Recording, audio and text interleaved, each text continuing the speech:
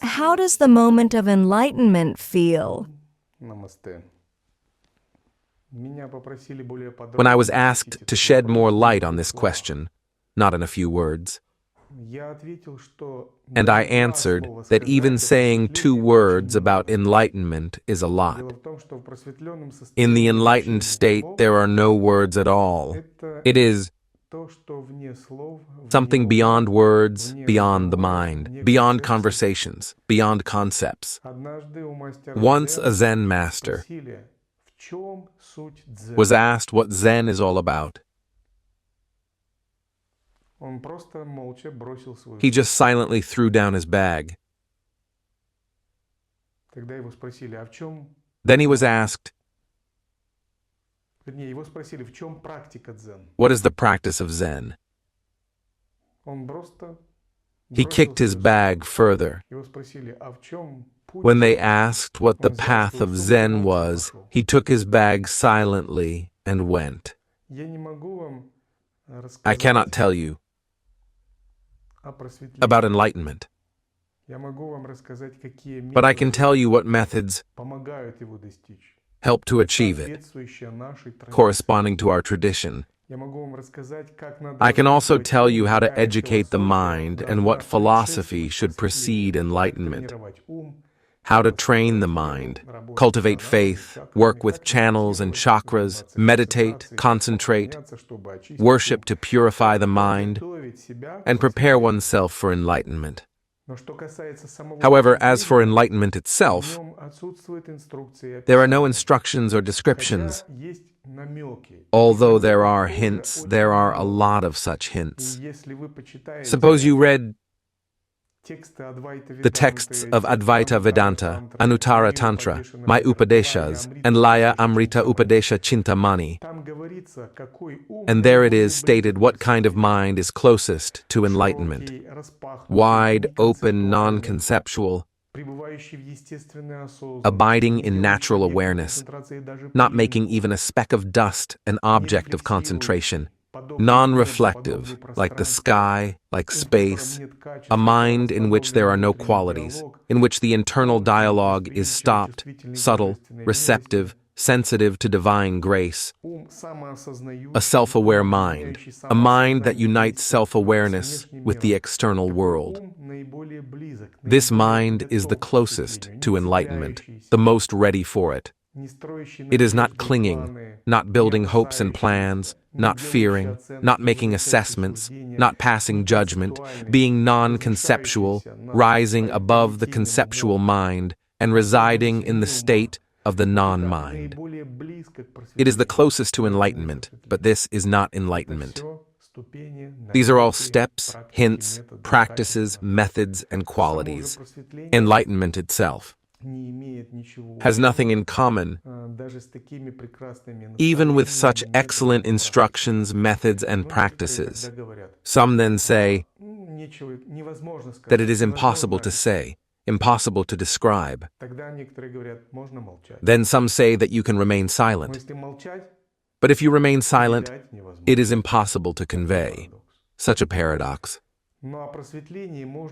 However, you can tell about enlightenment by how it affected you. I cannot say anything about others. I can say something about myself, my experience.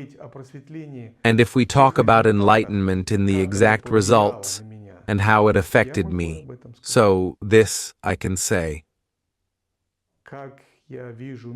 I can say how I see the world. Not how enlightened I am, but how enlightenment affects my daily life. I can say that I no longer see any world. I do not see any self, of whom it could be said, I see the world. That is how enlightenment affected me. For me, neither you nor the process itself, nor myself, nor the world exist. Then what exists? Is it something? Does something even exist?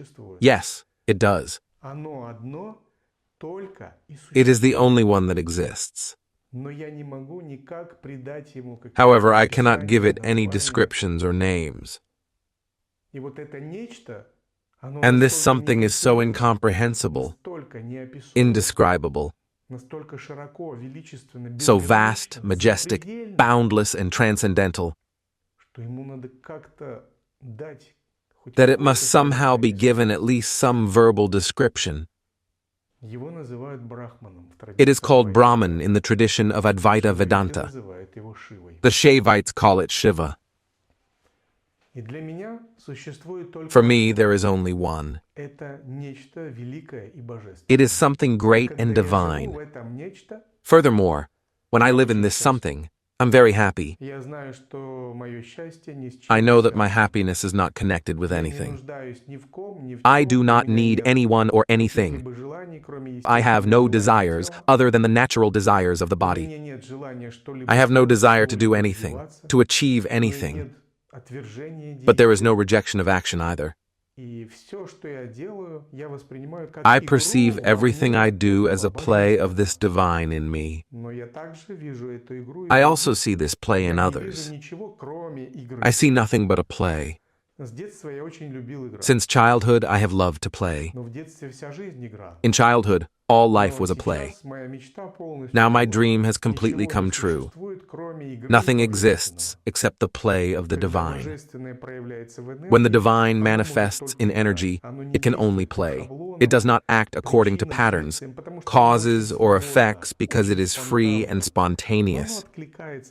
Nevertheless, it responds to some things.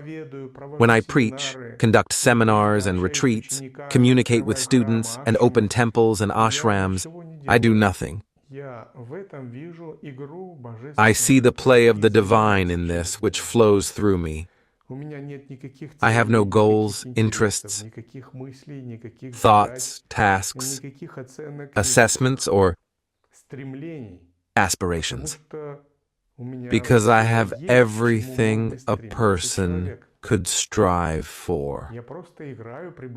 I play, being in a spontaneous, free state. I also speak about my I conditionally, with a big stretch, because there is no I in human understanding. Of course, there is consciousness. Consciousness is the only thing that exists, but it does not fit into any human framework or conceptual descriptions of the I.